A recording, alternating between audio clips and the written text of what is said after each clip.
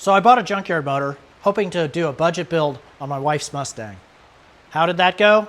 I did find something a little disturbing, so... Alright, bad news. So right there, you're seeing the top of the pistons broke off. Well, turns out the Explorer engine was a bust. Now we get to explore how to build a new engine.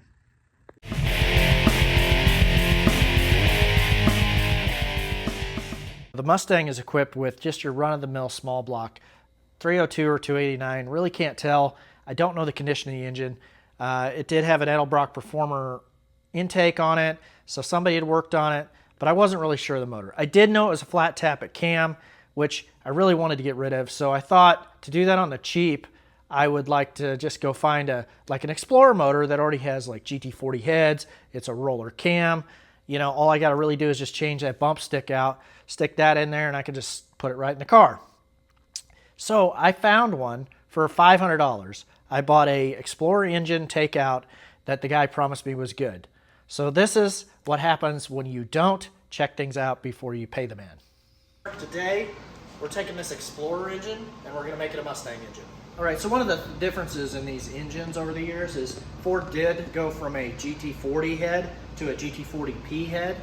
So I prefer the earlier one. This is what they call a 3-bar head. So if you're looking at these, you'll see it has 1, 2, 3 little casting bars. So that is a GT40 head, and it has the standard plug arrangement. All right, so we've removed the valve covers and exposed the valve train. It's a very clean engine inside. The next thing I'm going to do, I've already kind of taken off all the accessories and everything.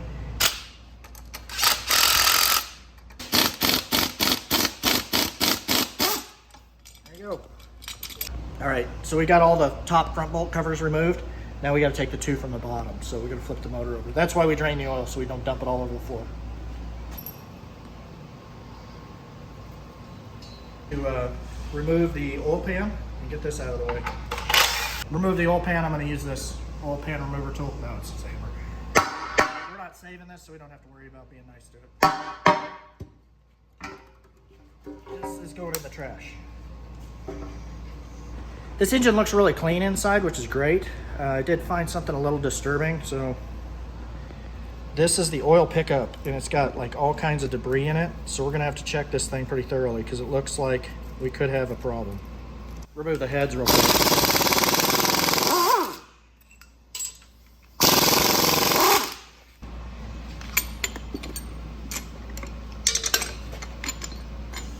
All right. Always a little bit of discovery when you're taking engines apart that you just bought. So this one, I'm noticing here that there's 3 cylinders that all look the same colors, and then there's one that's discolored. All right, bad news. I'll show you something. We just found a bad thing here. So that one cylinder that had that discoloration, Andrew, come on in. So right there, you're seeing the top of the pistons broke off. And it's showing the top ring. Well, unfortunately, the project I thought we were going to get done today, like so many times, you buy something used, you don't know what you got. We're going to have to rebuild this engine, and I'm going to have to buy some new pistons. So we're going to stop right where we're at and stop tearing it down. I'll probably see if I've got another 302 around here I can use. But yeah, unfortunately, this one's broken. Much later. Okay, we're back at it. We're going to assemble this engine today. So last time we left it, I had that 302, and we found it had a broken piston. So what we did, I had a set of forged pistons that were we had saved from another build. And then I had this old block, which is a really good block, 302 roller block. So we're going to assemble this today. So the first step, my dad is putting in the cam bearings. So we're going to that first. These cam bearings, each one is different. 5 cam bearings, and every one is different. They're numbered on there. They got a number of 5, 4, 3, 2, 1. So you want to make sure the oil slot is lined up with this hole right here. It's coming from the mains.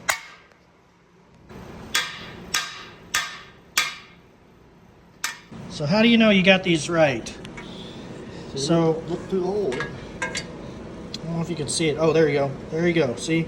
If you can see the oil slot, I'll put my finger over the hole. See? There you go.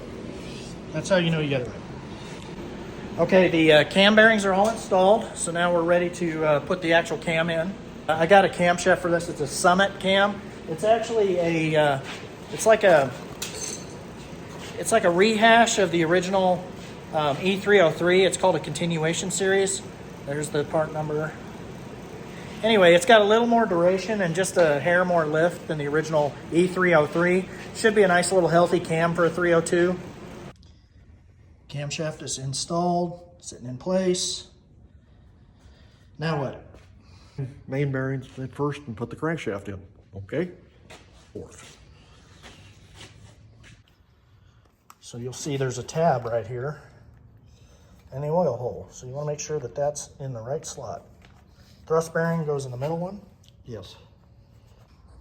So there's two different pieces of these bearings. There's a smooth side and a groove side. Smooth, no groove, see? And then this. So this goes in the block side. Okay. Yep. Okay.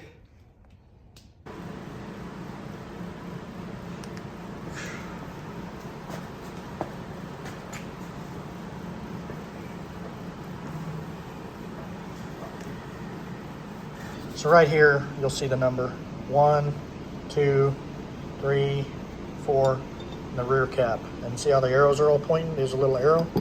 So that's what you put in there. Don't forget to put these bearings in there. Okay. All right. We've got all the caps dropped in place, so now what I'm gonna do is we're gonna put all the bolts in. Okay, so the torque specs on the main caps for a 5.0 are around, they're from 60 to 70. We're probably gonna do, I did a 60 round. I went around and did 60 at first. I'm gonna turn this thing up to 70, redo the whole sequence again, and then we'll call that good and move on to the next step. Okay, that should do it. That's good. So the next step is to put the rings on. There's 3 rings you got to put on.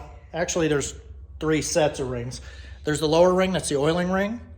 And then you've got your next ring, it's just a secondary ring. And then the top ring is the molly ring. So they're different colors in this set. And there's these little tiny dots on the top. You want to put the dots facing up.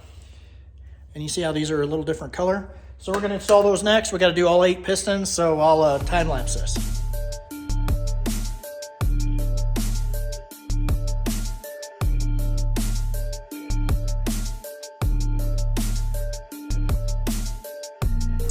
All the pistons and piston rings are put together. So next thing we do is we're going to put some pistons in this engine.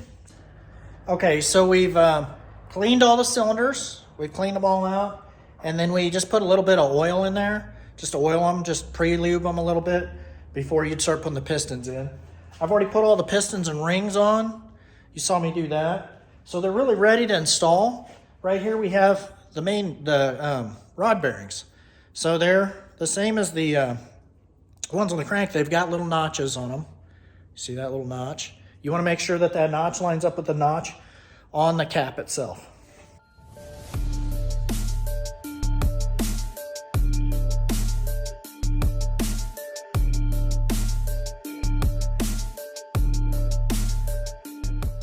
Okay, we're getting ready to install the pistons. And one thing you need to notice is on these, there's a chamfered side and there's a non-chamfered side, okay? So when you put these pistons in, there's also a notch on the top. There should be anyway.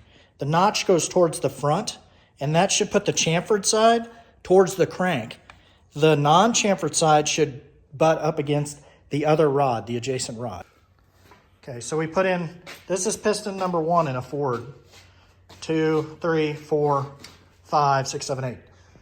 So when you look at these, they do have a number on them. See, this one says 5. This will be the next one we put in, because then you don't have to rotate the engine. So right here, the crank is down at the very bottom. You can see how the other rod's sitting on it. Check to make sure the notch is towards the front. We're all good to go. Let's put in the next piston. Soak it in oil.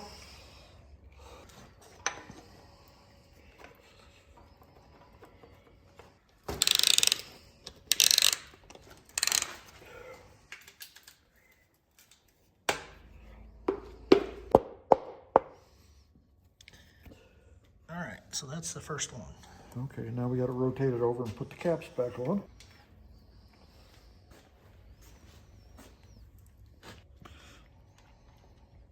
And if they're put in right, the numbers, you should be able to see the numbers. If you put them upside down, you can't see the numbers. I just dropped that nut on the floor.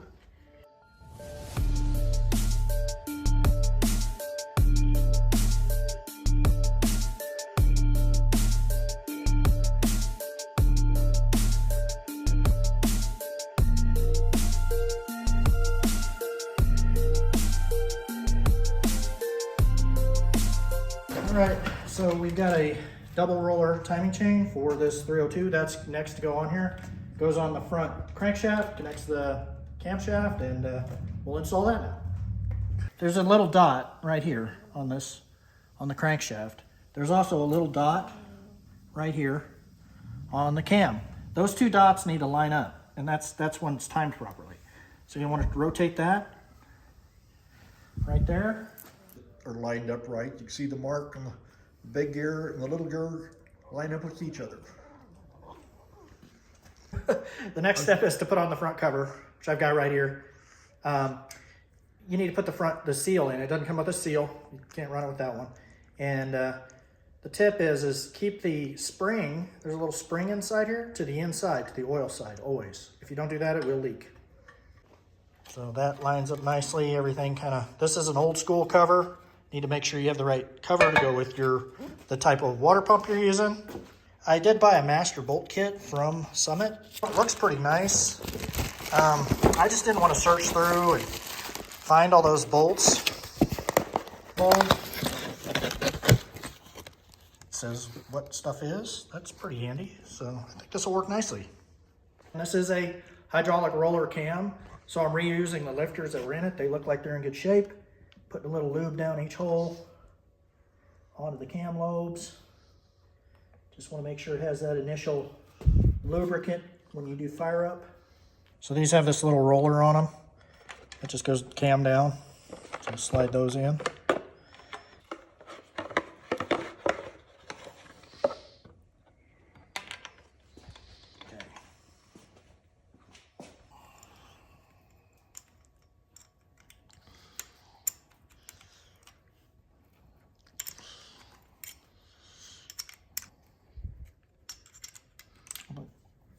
And this thing goes on last. 3 weeks later. So I put the heads on this. I did put the ARP studs and everything. These are Y302 heads. These are like early GT40 aluminum heads that Ford would have sold, you know, through their dealerships and stuff. They're a better head than stock. Obviously, they're not as good as some new stuff like AFRs, but I think they'll make this a nice little motor. I'm going to go ahead and put the intake manifold on and kind of button this thing up, and then we're going to spray paint it, turn it blue, and that should be it. So we've got the engine kind of put together, and we're going to put some paint on this and kind of, you know, make it look pretty. And that's what you're for, right? That's what I'm here for. So step one is we got to get all the like oil and stuff off this motor from the machine shop. So we'll roll it outside and douse it with a little brake clean, get that thing cleaned up, and then we'll mask off all the aluminum parts, and then we're ready to spray, right? It always takes longer to prep than it does to spray. Dang, I was wanting to spray it.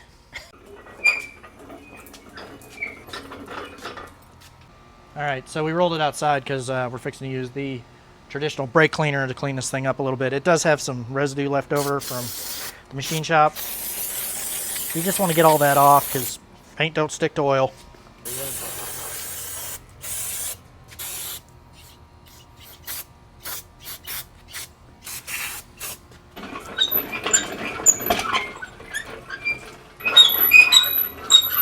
Okay, so now we're going to mask it off before we start painting it.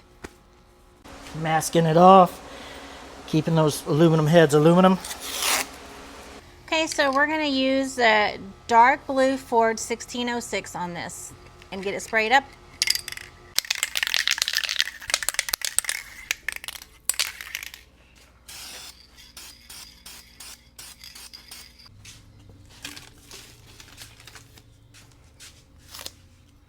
Looks a lot better blue.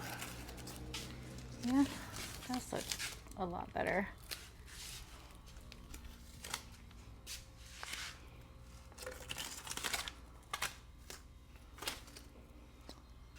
Voila, there you go. Well, that really wraps up the engine build part of this video. I'll finish putting this thing back together and buttoning it all up. But in the next video, we got to pull the engine out of her car. I've sold it to my friend Matt to put in his truck. We got to pull the motor out of his truck. And then I got to pull the engine out of another car so I can get the transmission for this. Once we get all that done, we can put this back in the car and finally get to hear it.